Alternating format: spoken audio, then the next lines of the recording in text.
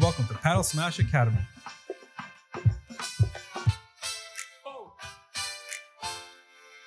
And we are all things paddle. Welcome back, guys, to Padel Smash Academy, and today we have none other than the wonder kid himself, Fausto Baraldi.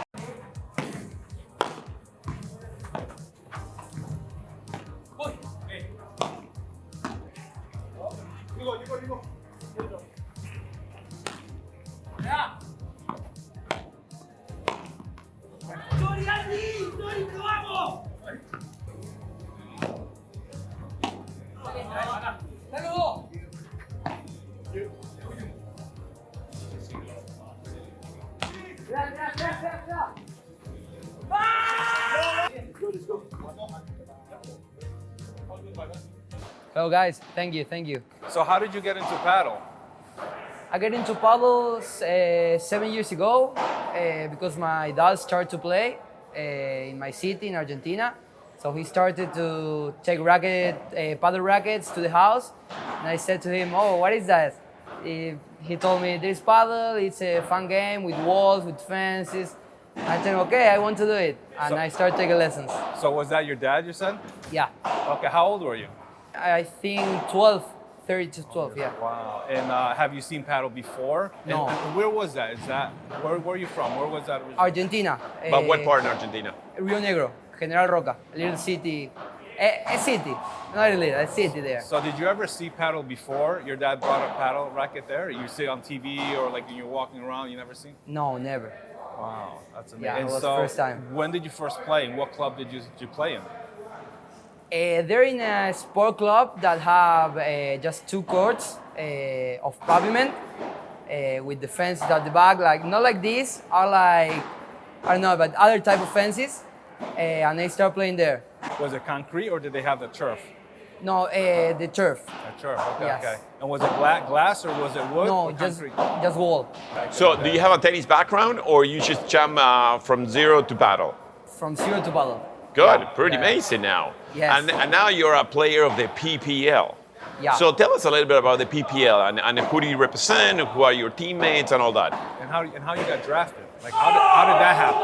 How did you get drafted? You know, Okay, that was I get the draft the last day because when I saw it, I said, okay, it's a professional paddle league, and I don't feel it with the level to join it. But when I start seeing that all the friends I have here, the people who play my same level, start to making the draft and start joining all the posts of the PPL, I said, okay, I want to try it. I don't lose nothing to try. So I joined last day with 3 hours remain to close the draft, and and the Toronto Polar Bears take me in the 3rd pick. So I played the first season with them. Fantastic. And who's in your team? In men's, it was Mariano Cabrera, Nicolás Ibilier, and Nico Quetzo. And in girls, it was Andrea Samson, Daniela Ruiz, Maria, and Lucy Marshall. And who was the coach? Our coach was Nico Quetzo too. He are a player and a coach. And one of the guys from Toronto, Adrian Morales. Great. And how did you guys did on the last PPL tournament? We lost all the matches, but we were the only team that don't have professional players, like out the draft. So it was a really good experience for us. We enjoyed really much. So most of those players were from Miami, right? Yeah, Yeah. all the guys from Miami, yeah. Good. So you don't have to go to Toronto to actually play for Toronto, right? No. Good. Not because in that time, Toronto doesn't have a paddle club. So I think that now they have 1 or 2, but in that moment they don't have paddle there. So That's fantastic. Yeah. So what matches? How many matches did you play? How was your experience playing the PPL? It was really nice. I mean, being on the court with some professional players at the beginning could be a little bit anxious and nervous, but after the first match, I played 3 matches there. After the first match, I started enjoying it. Like, okay, I'm playing with people that I saw it in videos, in World Padel 2 videos, A1 Padel videos. So I need to enjoy this experience and just getting fun. So are you gonna try to play again 2024 the PPL? I'm gonna try it. I need to make the draft again because they changed some politics about the international and national players. So I need to join again with the draft and have luck. All right, Fausto, how did you get here in the USA? I know you played in Argentina for a long time since you were 12, which is amazing. And I first started seeing you play maybe a couple years ago, and I just saw that you had this, amazing, like you show your motions on the court. You know what I'm saying? You're very entertaining to watch. So how did you get to the USA? Yeah, with my family all together, my dad, my mom, with me, and my two sisters. Just because in Argentina the situation is not the best, we have the opportunity to come here because we have family. So So does your dad still play? yeah, but with my mom. The Oh, mix okay. is- Not with you is anymore, much- right? No. We cannot play together. How does your dad play? Is he a good player? He's a good player. He know about paddle. I assume you're a but- better player, right? Yeah.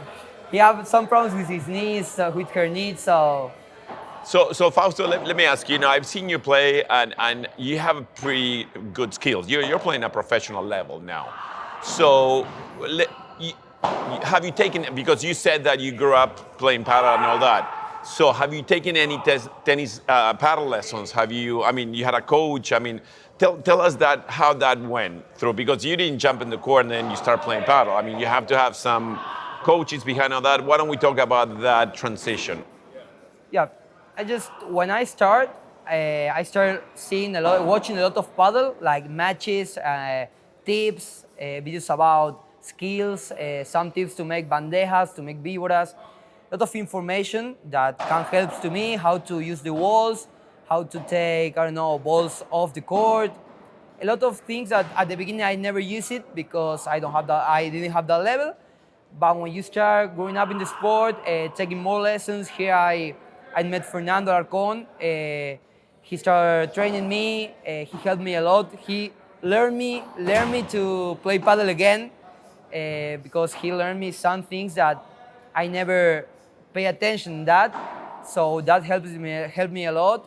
Maybe not play too much matches. I don't play like 5 matches per week or 3 matches per week. I just try to train, to use the time that I'm free to watch paddle, to learn about paddle, to see podcasts, to learn about players talking about the tournaments experience. I think that is the most important thing because it's not all about the hits and the skills. It's really important the mental part, that's it. What's most important? The coaches, the mentor, having multiple coaches or just one, or what would you suggest for people who want to learn more? I think that it's all together because if you take a lesson and you make the best bandeja, the best volley, the best smash, but then when you go to play, you get nervous, anxious, and you put all the balls to the net and all the balls to the wall, so all the work is not working for you. So it's all together. Yeah, but for you to get up to that level, you got to spend hours on the court, So would you say that previously, having Fernando Alarcón as your coach, did you have anybody else? Or you just walk into the court and start hitting some balls and you developed as a player? He learned me to have confidence with all my hits, okay? I don't know, maybe we made repetitions of 15 forehand volleys to make it good. And then when you are gonna play and you have a forehand volley, you know how to hit it. Because you make, in 1 week, 200 balls about that. Yeah. So you know that you need to do that ball there. The same with the bandeja, the same with the lobs, same with balls at the back. So mostly strategies, right? So when you get to your level, you kind of know all the shots. At this point, it's more experience and strategies, right? And you can get that from a seasoned coach, right? Someone that understands that, has played in tournaments, and can teach you those things, correct? Yes, yeah, that is all. I said to you, it's all together. The technique, the skills, the mental part, the strategy, it's all together to make you play well in the court. So what's the future for Fausto? What do you want to do in the paddle? Near future? Yes, the future moving forward. I mean, paddle's starting to grow here. I mean, you have, the Yankees buying into A1 Paddle. I mean, that's huge, More exposure is coming to Paddle PPL is going to be next year. More tournaments, you got Red Paddle, you got all these different tournaments. Clubs are moving up, more north, in the U.S. So what's the future for Fausto? I think that the future for me, the near future, is to continue growing up, playing, training. My idea is to start playing more tournaments, USPA, Red Paddle, PPL, all the tournaments that are here in Miami, in this zone, and try to start being a better player, because I think that now I'm a step down of all the greatest player of the US. So I need to make that step forward to start being there, playing more tournaments, competing with the best. Because sometimes you get in the court with players like Fernando, like the ones of the US, and you feel like you cannot do nothing with them. But now I think that I need to make one step more to maybe make a little bit fight to them, not to beat it, but to be there. How big of a difference is it from like the Fernandos and the Peters and stuff like that from, let's say, you and the play level that you're at? Is it a really big difference? Is it smaller? And how do you work on getting closer and closer to being at that level? Yeah, I think that it's not a big difference, but it's not a small difference, because they play at the same level here training than in a competition match, okay, in the tournament match. And maybe players like me or other guys that don't have too much experience play at one level here, and then when we are going to play the tournaments or the real matches, we take a little bit nervous or anxious, and we cannot make on the 100% that we want. So that is the little difference. Like, it's not little, because it's too much mental part that we need to practice to start being there. So you're saying it's not so much the technical part, but it's more the mental aspect and the tactical aspect of the game? Because, I mean, I see you play and I don't see any big difference. So it's more about what? How do you play the 30-40s, the 40-30s? Yes. I mean, how do you play each point and all that? How you start the match, the first 3 games, maybe you start a little bit anxious and you are 0-3, okay, in 2 minutes. So that is the most important thing to be better now. So it's really about experience then. Yes. Strategizing, pivoting, changing, yes. Analyzing your players. All those things are all experience, things that you can learn from a seasoned coach, right? Yeah. So Nanda, so for what you tell us is you want to keep your professional career going forward, right? So that's your dream. So for you to be able to do that in the actual paddle world, what it is right now, what do you need as a professional player to succeed here? I think that just not more than being the same line that I am now, because I think that I am being better all days. So keep training, going to the gym, making physical aspects, being better all the time, being faster, being better in the court, better with my partners, better with myself too. So it's just that, continue the same line, and I think I know that the results are gonna be to me in the near future. So now, besides your family helping you, do you have anybody else that helps you, like a sponsor? Now I have sponsor with Adidas to equipments, and with Rejoy for the hydration. Great. So how do they help you? They just help you, for traveling and paddles and stuff like that? No, actually just help me with the clothes, with the racket paddles, with the bags, and no more than that. Rejoy give me hydration, all that I need, but not with money or with travels, not yet. So do you have a financial sponsor or not? No. Okay. No. Do you find that is it difficult for you to succeed without a financial sponsor or not? Yeah, it could be about the travels. Maybe it's a little bit hard if you have a month that you need to make 2 or 3 travels, because I notice it's too much money, all the travels to make the trip, the hostel, the transport there in the city that you were. So it's not easy, but maybe doing 1 or 2 in 1 month could do it, yeah. So how far is paddle from having somebody financially sponsor you to give you enough money where you can just play paddle and that's it. How far away are we? I mean, we're talking about I think years that- and years. Are we talking 5 years, 8 years? I mean, there's enough, brands, recognized brands have to be involved in this sport. I mean, how long do you think that's going to be? I think next year could be a good year for that because the paddle now is growing up too much here in the US, not just in Miami. I mean, New York, maybe in Toronto, in Canada, the paddle is growing all the time. So I think that the next step is the financial sponsorships. Good. Yeah. So let's have the fun questions right now. Favorite racket? Sorry? Favorite racket? Adidas. Which model? Multi-way, Alex Ruiz. Favorite shoes?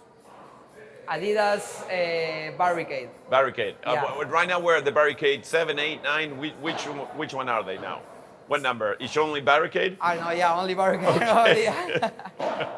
Perfect. I love that. Favorite professional player to watch? Stupasuk. Stupasuk. Why? I don't know. Because I'm a forehand player, not backhand. I don't jump to smash. I don't have a good smash. But when I start to see paddle, I love Stupa. I Good. don't know why. He jump, he smash all time. He's like a little bit like me in the court with my motions, like always. Explosive. Yeah, explosive. That's it. So, favorite shot? Bandeja. Bandeja. Why? I don't know, but I like it. I like to go back to maybe to jump a little bit to hit it, and the feel when you hit a good bandeja is really nice. I love it. It's a little drama. The bandeja Yeah, drama, right? yeah, You it's gotta a go drama, back and yeah, you got it yeah. and it looks good. Yes. Favorite position to play? Forehand. Forehand. Yeah. Have you ever played the left side? Yes. And what did you not like about it? Because most young players, they tend to lean Yeah. towards the left. I mean, I like it to. If I need to play a game, I can play in the backhand in left side. I don't have problem. But if I gonna compete in a tournament, I prefer the forehand because I feel more comfortable with my shots. I never train in the backhand, so I prefer it because I always train and play on forehand. So you must be able to get many partners because everybody I mean, there's probably out of 10 people, 8 people want to play left, and there's only 2 that Yes. want to play right. So Yes. you must have a Yeah. lot of players to choose, So let's put you on the spot. Favorite partner that you love to play with? Oof, that's a good question. Good stuff. It's a good question. Good stuff.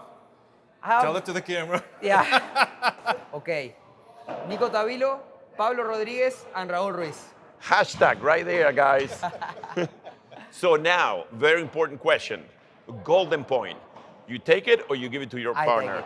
I take it always. Always take it. I take like it. I mean, I love it to take it, but I always ask my partner, you want to take it? I take it. Actually, if you need to take it, go it, but I love to take If he it. hesitates, it's mine, right? Yeah, of course, of course, of course. I love it. So what strategy you use when you have a golden point? Do you have a strategy? To go with the first ball to the volley, trying to make a little bit up ball to the up volley, and then make a good lob and go forward to the net. Thank you everyone for watching another great episode of Padel Smash Academy. And thank you, Fausto, for coming and giving us this very interesting and informative interview. Thank you, guys. Let's go paddle. Let's take it to the paddle to the next level. Thank you, guys. Thanks for inviting me to this incredible interview and Padel Smash. Let's go. Guys, if you haven't already, make sure that you hit that subscribe button and turn on your notifications. And remember, it's free 99. It doesn't cost you anything to hit that subscribe button. Thanks for tuning in to Padel Smash Academy. We hope you'll find our videos informative, helpful in improving your game and learning all things paddle. So until next time, keep improving your game. And remember, learn, play, and share.